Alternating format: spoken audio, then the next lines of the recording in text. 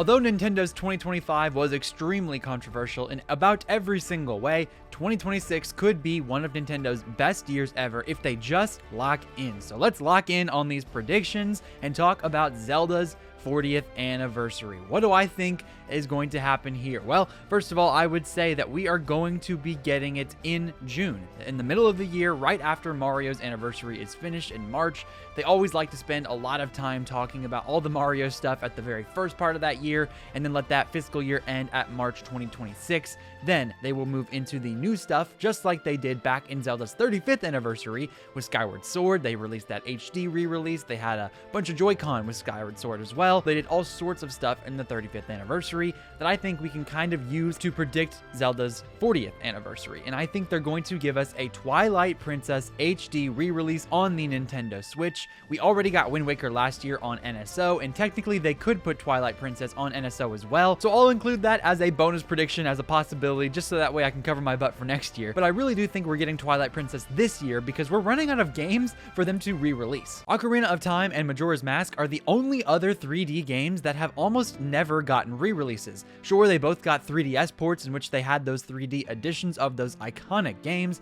but outside of that, we have not had hardly anything in the modern era. Now, of course, the 3DS ports are real, and that was very great for that time, but we've not had a home console port for these games literally ever. So it's really time for them to do that. I really do hope that they would give us a remake. That's in my wishlist video. You can go check that out, but it's unfortunate, and I don't think they're going to. So Twilight Princess HD re-release, that's what I'm going to go with in terms of predictions for the game side of things with Zelda's 40th anniversary. I'm sure they could give us some sort of Switch 2 edition of this console as well, but part of me wonders if they don't want to ramp up production for a new type of Switch 2 because of all the RAM issues and everything going on right now. So perhaps they only want to give us that regular Switch and maybe give us some sort of bundle, but I'm not going to get my hopes up too high on that. I'm just going to predict that they give us Twilight Princess HD and some new Joy-Con. I also predict, as a part of this Zelda anniversary, that they will give us a teaser trailer for the Zelda movie coming in March of 2027. We are almost a year away from seeing this Zelda movie on the big screen. Live action is a scary thought for many people, but they will try to quell those concerns very early on with a teaser trailer, and if they're valid or not, we're going to find out quickly, because this teaser is going to show us enough to be able to make any kind of verdict on what this movie is going to feel like. Any director worth their salt is going to give you a teaser trailer that actually feels like the movie itself. It will represent the core values of the movie without spoiling too much. Seeing Benjamin Ainsworth and Bo Braggerson in motion is going to be something I look forward to highly this year, and I predict we will see them in motion in a trailer this year. Alongside all of these different things, I'm going to predict that Age of Imprisonment will get a little bit more free content in terms of DLC, maybe even adding in a paid package there. I don't think it's going to be to the same extent of Age of Calamity, because it seems as though in the Tears of the Kingdom era of Zelda, they don't really seem to be as fond of DLC, and so I'm not going to add any more paid content in here if I don't have to, but free updates have already come for Age of Imprisonment. We've gotten brand new enemies, brand new stuff. They give us new weapons, they gave us a bunch of new stuff to entertain, so I really do think that it's possible that with this anniversary we get some more content for that Zelda game, and it's also the most recent Zelda entry, so I'm really confident that they're going to want to continue to give us more in that. I also predict, as the last little bit of rounding out here this Zelda's 40th anniversary predictions, that for whatever reason they're going to give Donkey Kong a green cap. They're going to give him a Link cap, and he's going to be able to run around in Donkey Kong Bonanza with a green Link cap. They might even give Pauline a Zelda outfit, and that would be very cool. Alright, my next official prediction is that we will not see any sort of Zelda related game that is brand new in 2026. Tears of the Kingdom came out 3 years ago at this point, which is bananas to think. It is technically long enough for a teaser, but come on, fans. Come on. You guys who know the Zelda, developers who know how this stuff works, it takes a long time for them to make these games, and I am not going into this year predicting anything of certainty with any sort of teaser trailer for any new Zelda game. And yes, that does include 2D Zelda, because it's only been a year and a half since Grezzo released Echoes of Wisdom, the most recent 2D entry. I am not at all going to look you in the eye here and say we're going to get a Zelda game this year. We're just not. I don't even think we're going to get a teaser for any brand new entry. Re-releases, sure. Remakes, possibly. But I am predicting that we see no new trailer, and that is very sad, but I want to come out of this right and not hopeful. And unfortunately, I think being right is going to mean that we just don't get to see anything Zelda related in terms of brand new content. But I'm telling you guys, it's probably for the better, because if it's only been 3 years since Tears and it takes them like 5 to 7 years to release a brand new Zelda game, we don't want to be waiting for 2 more years just to finally get it in our hands. No. Please just give us like a year in between release and reveal. Don't make us wait 2 more years and then delay it and then all this other nonsense. I don't want to go through that again. Tears of the Kingdom's wait was agonizing for them to have revealed it in 2019, and then 4 years later we got that release and it was delayed several times. Don't do that again, Nintendo, and I am predicting that they will not. They are learning from their mistakes. And of course, with the Switch 2, it's going to be even better than ever, and this hardware is probably going to be a little bit of a learning curve for them to adjust to. It takes a lot longer to make such good looking games, and I really do think this is going to be the best looking game on the console. I think they're going to move away from that art style of it being a little bit more anime-y, a little bit more cartoony, and a lot more towards that hardcore style that Twilight Princess tried to coin. My next one is another sad prediction. I predict that RAM issues, RAM storage, RAM, everything with RAM, the amounts of problems that the industry has been having will unfortunately lead to Nintendo raising the price of the Nintendo Switch 2 by $50. It will be $500 just to buy the console, no games included, no nothing. Now, this is a very bleak picture of what the industry is going to look like moving forward. The economy is in tatters. There are all sorts of problems worldwide. There is so much going on, and of course, hobbies are not going to be something that people are very excited about when it comes to just paying bills. Will Nintendo be justified in raising that price? Well, it will make sense, in my opinion, if they decide to do that, because RAM is very, very expensive right now, and the shortages are only going to get worse. They want to make sure that they are making money on every single console that they sell, which is very different than other studios, other developers in the market, other companies out there. Sony and Xbox are more than okay with selling their consoles at a cheaper price point, cheaper in quotes, and then making all that money back through the games that they sell. And if you're Xbox, you just don't make any money because you have no games and your consoles are not any good. But with Nintendo, they always like to try to break even at least with their consoles or make even more money with that. And it's very unfortunate because I really do think if they stay at $450 this year, they could make a lot more money, because PlayStation and Xbox already raised their prices due to tariffs and all that issues with this past year, and I'm sure they could consider, and they probably are considering right now, raising it once more for RAM issues. Switch 2 may not be a budget price in terms of what you think of a console at $450, but it is a budget price in terms of the current market. The PlayStation 5 is at $550. The Xbox Series X is at $600. If you want a home console that plays physical games, those are the prices you're going to have to buy. Those are the prices you're going to have to put up with. $450 is a steal compared to those two. Now, we can talk all day long about how all three are expensive and none of them are technically cheap, and sure, but in comparison, Nintendo is still the budget option here. I predict along with this that we are going to see an unruly amount of backlash towards Nintendo. They are going to get a ton of hate for this move, even though, like I said, Sony and Xbox already did that and they got almost no hate. I saw hardly anyone complain about that. Even in the Nintendo community, people were like, wow, that's kind of crazy, what a joke, and then just moved on with their lives. But Nintendo, they will get hate, just trust me on that. And I'm so upsetting to me. I just don't understand why we can come together on this stuff, but whatever. The price is not something that I think we should band together for anyways. I predict that Universal Studios will give us a little bit of a look at a Donkey Kong movie. We will at least see some sort of announcement or trailer for Seth Rogen returning once again to play Donkey Kong.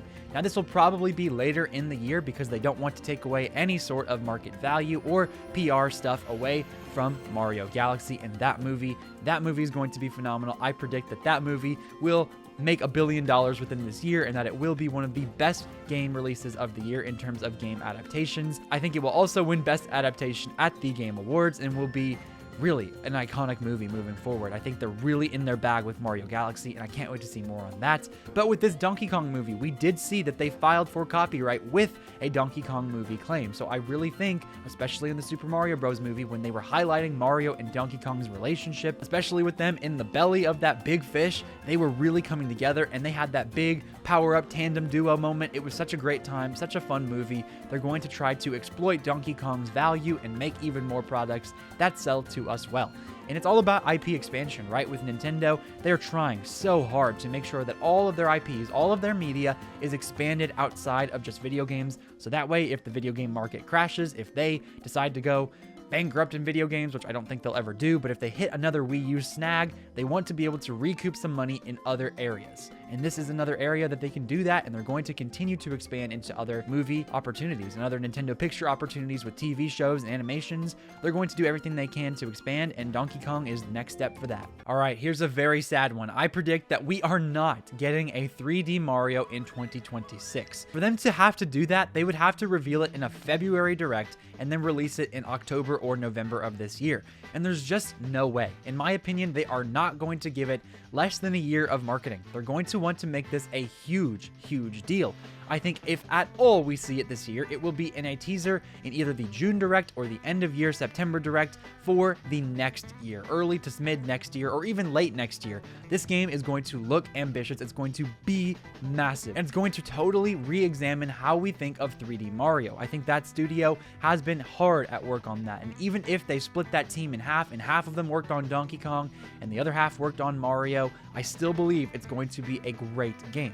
The problem is, it's this year, not going to happen. It's just not. It's 2026, and of course we could see it this year, but I truly don't think we will. The second year in a row I've done this, and I'm going to do it again, and I do not care. My next prediction, Luigi's Mansion 4. 2026, you can book it. We are getting it this year. Why? Because I really want it, okay? Like, I just really want Luigi's Mansion. If you know me, if you know anything about my channel, I love Luigi and I love Luigi's Mansion. Egad, he needs to go be the villain, and then we have to do something crazy with him. I don't know. Just do something, right? I have said so many different times that Luigi's Mansion is coming this year, and I do believe that because Next Level Games was bought out by Nintendo, and then they were able to make an amazing game back in 2019. They made Battle League, which wasn't that great, but they were trying to bring it back because Nintendo asked them to, and then here we are, about 7 years later. It has been 7 years since Luigi's Mansion 3. It's time for another one, and I do not think they would release a Luigi's Mansion game and a 3D Mario game in the same year. So my hope is, if a 3D Mario does not come out this year, then a Luigi's Mansion 4 must. One or the other. We're getting one or the other. And if we get neither, oh boy, that is a problem for Nintendo and a problem for both of those franchises because it probably means one of them is about 2 years away. I do not see them releasing the same thing in the same year. Those two franchises are too similar and it would be too confusing to customers, I believe. So 2026, Luigi's Mansion 4. Book it. Get your poltergeists ready. Get your polterpups petted. It's time for Luigi's Mansion 4. If you want to see more of my predictions on Luigi's Mansion 4, go watch this video right here and go subscribe right now. Click that like button and notification bell if you are enjoying thus far. It really helps the channel and I appreciate you a lot. Next prediction. Throughout all of the excitement for Zelda's 40th anniversary, a lot of people have forgotten that this will be Metroid's 40th anniversary as well. Now, I would not at all predict that they are going to give us some big Metroid Direct with a bunch of content. I seriously doubt that that is coming, especially if Metroid Prime 4 does not sell as well as I think a lot of people think it could. If we see realistically though what a game could look like this year, I think it is going to be a new 2D game. It has been about 5 years since Metroid Dread, and I think that it's time for a brand new 2D Metroid. Metroid 6 will be coming out this year. Metroid Prime 4 at the end of last year, 2D Metroid this year. People are going to be wondering, how in the world can I predict that? This is not the type of franchise to get two brand new games in their two most popular sides of the franchise in 2 years. But I am going to say it's coming this year. Metroid Prime 4 is very fun. I am working my way through that. I've already written a lot of my review. I really do think that that game is a little too sluggish, and the 2D games are so much more smooth, especially with Metroid Dread. That moveset is phenomenal. That game is gorgeous, and I cannot wait to see what they're going to do moving forward in a new 2D game for this year. You can book it. It's coming this year. A new 2D Metroid would also be so much fun for the fans because they are not expecting hardly anything next year for the 40th anniversary, and it says a lot about expectations because 3D Mario fans, I know so many of them, were really expecting a game last year, and they are expecting one this year, and so you kind of set yourself up for disappointment there. But with those niche franchises, you don't expect a whole lot. So whenever you get a new game, all you can really be is happy, unless it's a Federation Force, but you know what I mean. So Metroid fans, I hope you eat well this year. I am predicting that you will. My next prediction has to do with my amiibo addiction, and you have to sit through another couple minutes because you're watching this video and you are a good fan apparently. So thank you so much for watching this portion. Amiibo, we are getting more amiibo this year and they are going to come out at a great pace. First party, third party, we are going to get all kinds of amiibo. Last year, we got 3 Street Fighter figures, which I have now, and I'm going to unbox eventually. If I can get some other stuff to come in the mail, that'll be a whole other video. But we're also getting a Pragmata amiibo of this girl. I don't know who she is or why we're getting one, but Capcom has been the common theme of these amiibo. I already know that we're getting Resident Evil amiibo as well in the early part of next year. In February, they're going to have to announce those very soon. We're getting a bunch of new amiibo. We know we're getting a Minoru amiibo. We know we're getting new Kirby Air Riders amiibo this year, starting with Meta Knight in March, and then we're going to get the Chef Kawasagi or whatever his name is, and then we're going to get a King Dedede one. We already know of so many amiibo, and I think they're going to keep that train rolling because it's free money for Nintendo. We collectors are going to buy practically every single amiibo that you throw at us, so just print more, just make more. I think they're finally realizing that. And of course, with those Mario Galaxy and Rosalina amiibo, I think it's almost guaranteed that by the halfway through this year, we're going to see even more amiibo for the end of the year, possibly a new Metroid one for the 2D games, possibly some new Zelda ones for that anniversary. I really hope we get some cool ones. Those big ones, or like the swappable ones, like they've been doing a great job at giving us unique figures, and I think that's going to continue in 2026. Here's a positive prediction for you. After some negative ones and after some basically confirming that nothing is going to happen this year, I predict that we will get no further $80 games this year for any franchise outside of Switch 2 editions. Switch 2 editions are a little bit of a different story because Nintendo prices those differently. They think of it as, okay, Switch 1, it was $60, you add some content, it's 20 bucks, so that's 80 technically, but it's not a new game. I am going to count brand new games here, so even if Mario Wonder is 80 bucks, that will not go against my predictions for next year. If we get a brand new game like Mario Tennis Fever or some sort of 3D Mario that ends up being $80, that is what I'm talking about, and I do not think they're going to do it again. I really don't think after last year, they can honestly afford to have even more $80 games come out to ruin people's expectations. Now, the problem was Mario Kart World was $80, but then we had a bunch of Switch 2 editions last year that were also 80 bucks. Tears of the Kingdom ended up being $80 for that Switch 2 edition. Kirby and the Forgotten Land, Super Mario Party Jamboree, all those Switch 2 editions were 80 bucks. I didn't see hardly anyone complain about those because most people who were in this community that were online talking about these games had already had those. So they only paid 20 bucks for those upgrades, and it's not that big of a deal for most people to pay 20 bucks just to enjoy some new content in an old game that they enjoy. But a brand new game, that's a whole different story to charge $80 full for a game like that. I don't think they're going to do it again next year, and I think it's pretty easy just to say 70 bucks. And the only reason I can really say this with my chest is because Donkey Kong Bonanza was $70, and they could have charged easily $80 for that game, but they didn't. And so I really do think that if they're going to go out of their way to charge 80 bucks again, it's going to have to be for something totally massive, like Super Smash Brothers and a brand new game in that entry, or a brand new Animal Crossing that would be bigger and better than ever. I really don't think they're going to want to break that ice even further this year. I don't think those big franchises are going to come this year. So part of it is that I think that they're going to learn. I think that they're smarter than that. And the other part of it is that I don't know if we're going to get enough big franchises for them to be justified in $80. Next up, I predict that Splatoon Raiders will be coming out this year in that summer window, and I predict that it will look great, will be great, that it will be well received by a lot of people, but that there will be also a small crowd of very vocal minorities that will say that this game is just a single-player expansion pass that it was charged $70 for. In Splatoon 3 and Splatoon 2 and Splatoon 1, they all had their own single-player hero mode campaigns, right? Those were within a multiplayer experience itself.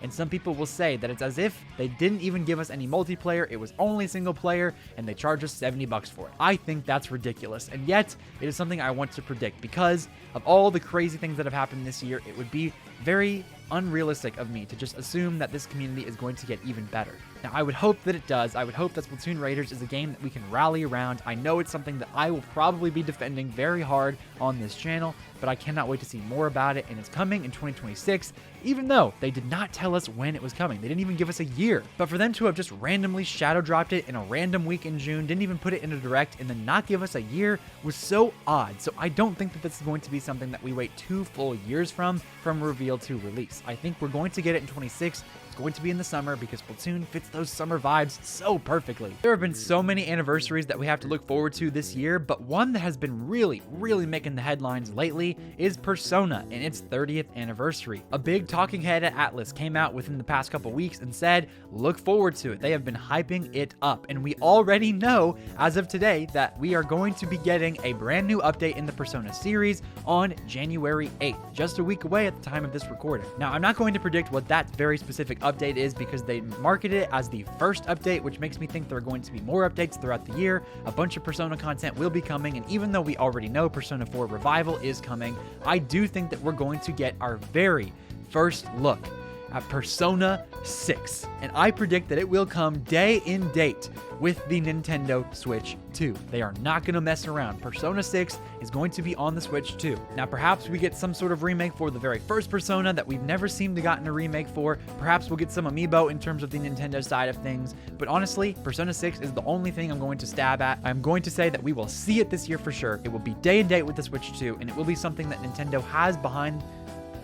And it will be something that Nintendo is able to market as a massive game for Switch 2 owners to play anywhere at any time. But if we're being realistic, it's probably a second remake of Persona 5, or a fifth spin-off, or perhaps even just re-releasing the game again. No new content, no new nothing, just because it's Persona 5. That's probably what we're gonna get. Okay, next up, we are getting some Mario Kart World DLC. I am predicting that we are getting a Pauline skin that matches the skin of her in Donkey Kong Bonanza. Gives us a younger version of Pauline, or perhaps a brand new character slot for that young Pauline to kind of match the other baby vibes, because Pauline is the only one without a baby skin. And of course, that's great because the babies are weird. But if we get a teen Pauline in this game, you heard it here first. Then I think we get some new Donkey Kong skins as well. I think we get ourselves a Void Kong. I think we get ourselves King K. Rool, all themed from Donkey Kong Bonanza. This has been predicted by so many people, and it really does feel like low-hanging fruit.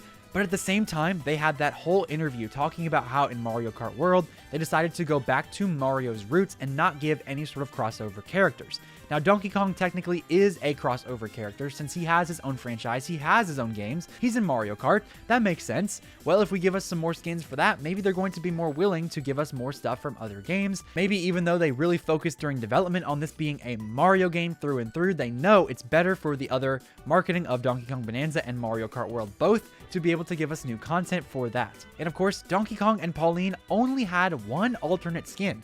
Donkey Kong had his racer outfit, and then Pauline had her arrow outfit, and that was literally it. That was all those two characters got, and to this day, it has been some of the weirdest stuff. And in the credits of Mario Kart World, I'm sure you've heard this before, but if not, it's a very cool tidbit. In the credits, these same actors for Void Kong and King K. Rool in Donkey Kong Bonanza were listed in Mario Kart World. That makes me think perhaps they were in the studio and they said, hey, go ahead and do it for Mario Kart. We know we're going to have some DLC and we're going to go ahead and get your voice lines out of the way. Perhaps that's what they did that for, so I'm going to predict we get some new stuff there. I'm also going to predict in Mario Kart World we get free DLC alongside of paid DLC. We're going to get a brand new package this year for a bunch of new characters and some new tracks. Nintendo saw how big Mario Kart could be in the Switch generation with 8 Deluxe and the success of that game, the wild success of that game. I think that they know they're not going to waste any time with this game this year. They're going to hurry up, get some DLC out there, keep Mario Kart in the headlines, continue to update because they gave us free updates, changing the layout of intermission tracks themselves. They are fixing this game. They are making it better. They are expanding it, and by the time it is all said and done, this will be the definitive Mario Kart experience. Next up, Tomodachi Life will be releasing in April of 2026. We will be getting it early in the year because they promised it for spring. My prediction is that this game will quickly sell over 3 million copies over the exact weekend that it releases. In only 4 days, this game will sell 3 million copies. And I think that people forget how big of a franchise Tomodachi Life actually is. It was lightning in a bottle on the 3DS. YouTubers like Yub made so many videos on Tomodachi Life, and that game continued to be in the limelight for the past decade. People have been desperately wanting a sequel for a long time. This is something that feels like a cult classic because of how weird of a game it is, but it's actually very mainstream. It is more popular than Metroid. It is more popular than Kid Icarus. It is more popular than all all these other niche franchises that Nintendo markets. Pikmin cannot hold a candle to Tomodachi Life, and that hurts to say as a Pikmin fan, but I'm telling you, it just can't. This game also is probably going to have the benefit of releasing on both the Switch 1 and the Switch 2 with a likely Switch 2 edition.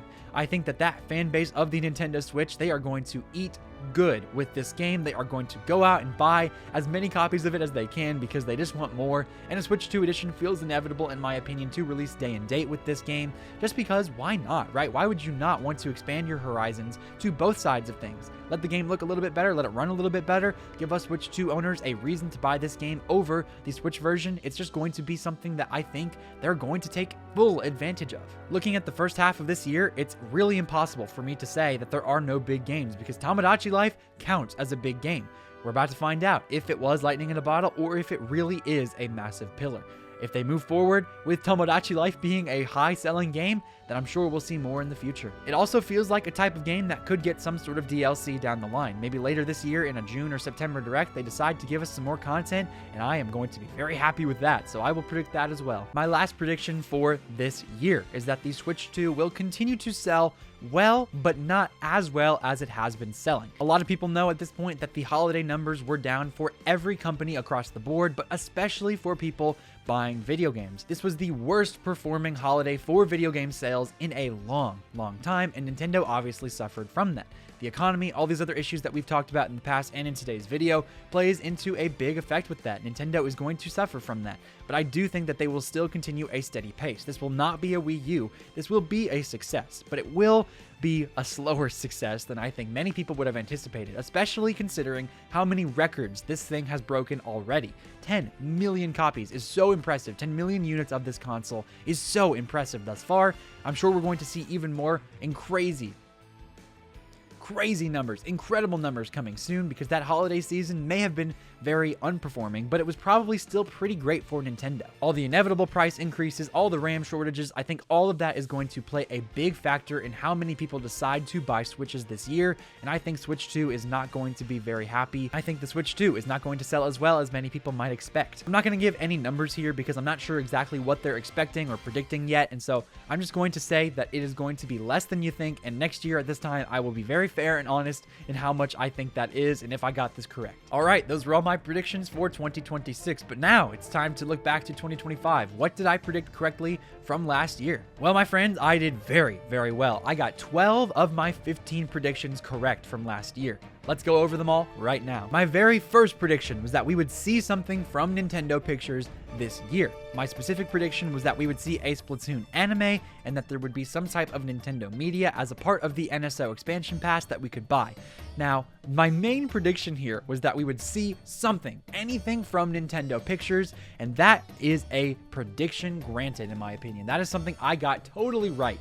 Now, this other stuff was more of like me just having fun and predicting what it could be, but I'm going to count that. I got it right. We saw something from Nintendo Pictures. Close to you. What a weird first thing for them to show. My next prediction was that the next successor to the Nintendo Switch would be revealed in January.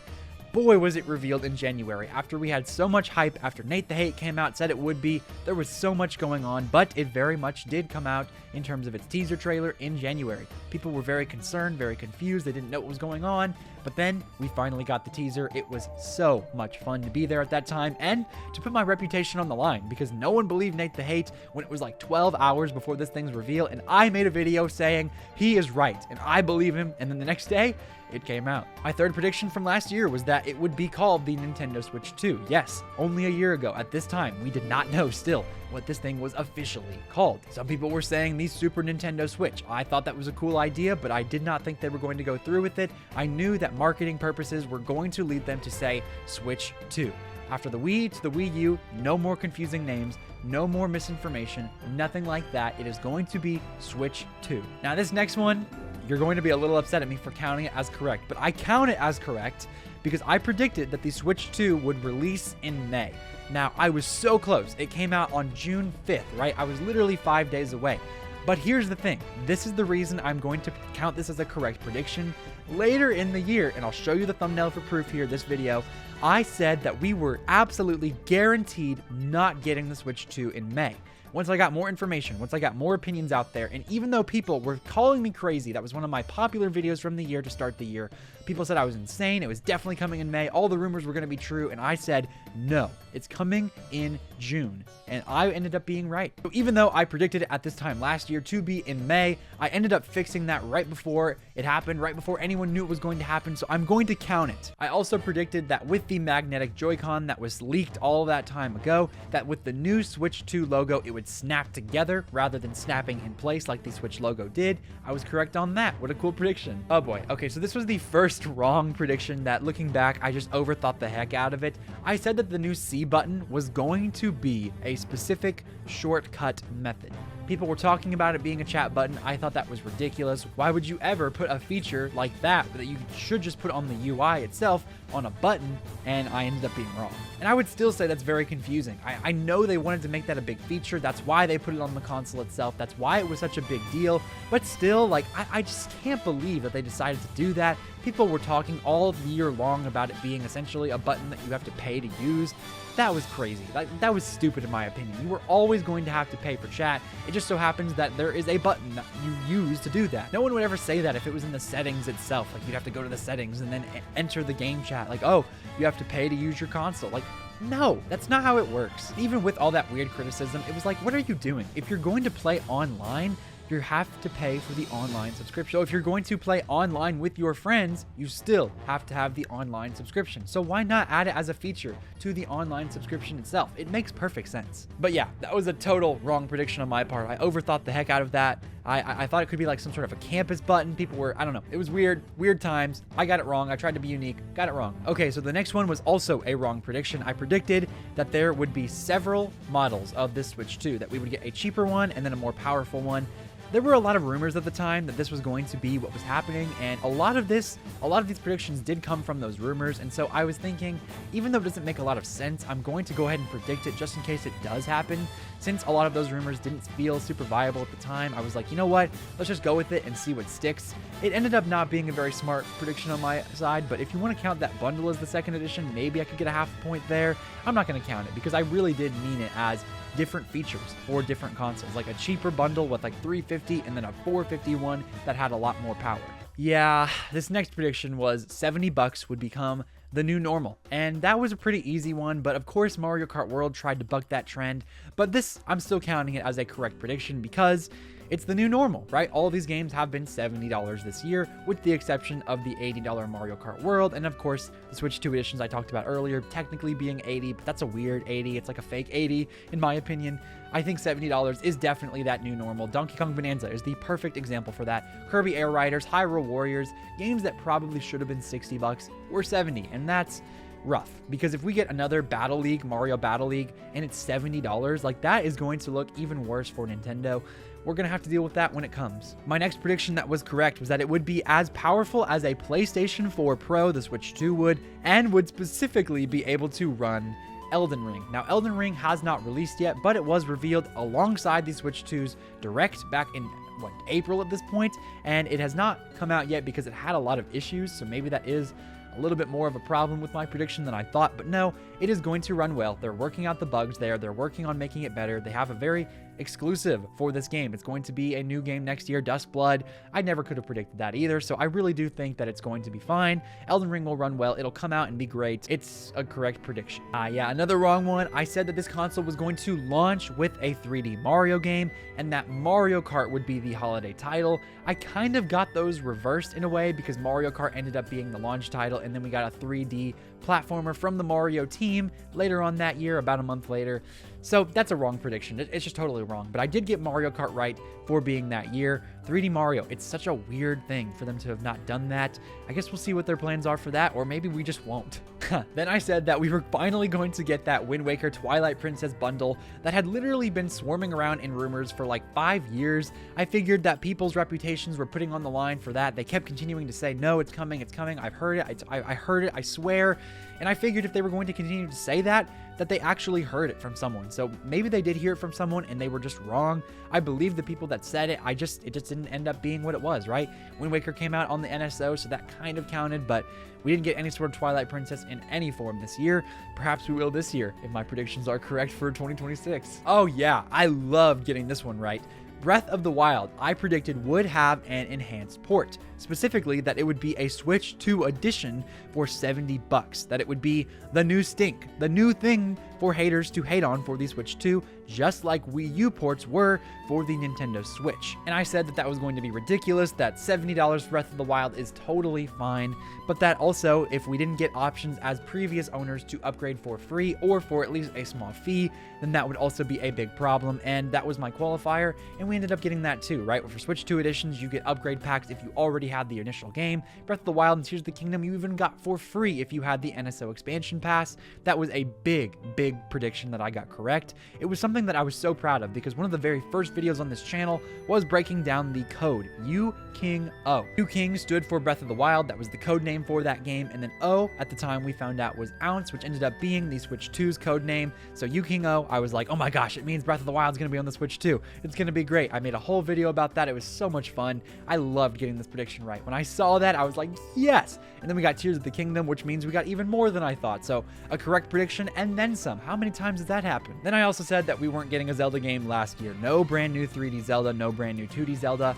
Totally right on that, and I hope I'm wrong on it this year, but that was another correct prediction. My final correct prediction was that Metroid Prime 4 would be a dual platform release from day one. This was back before we even knew what Switch 2 editions were, what we knew any of that stuff was going to be. We didn't know how it was going to work, but I predicted that it would come on the Switch 2 and on the Switch 1. I also predicted that the Switch 2 version would be $70 and that the Switch 1 version would be $60, which let me look that up and make sure that's correct. Yes, that is correct. It was $60 on the Switch and $70 on the Switch 2, so I got that really in the bag there. So those are my predictions from last year. I did extremely well, and I'm very happy about that. A lot of these were Switch 2 related because at the time that was the buzz, right? That's what people were talking about, and nobody knew anything about the console yet. So it was very exciting to think about it, predict it, see what was going to come, and see what everyone thought about it. The comment section was so much fun to read through, and just all of that waiting period was so much fun. 2025, man, what a great year. Thank you so much for being a part of it, and thank you for making it to the end of this video. Make sure you like and subscribe if you enjoyed, click the notification bell, join my membership program, and make sure you click on the left side of your screen to see my video covering all of my wishes for 2026. That was a very fun project. And click on the right side of your screen to see my playlist of all of my end of year videos. At this point, I have 3 of them for this year. There's one more coming, potentially a 5th one. Make sure you have yourself a phenomenal day. This has been Ray's Nintendo Talk. I have been Ray, and I will see you all in the next video.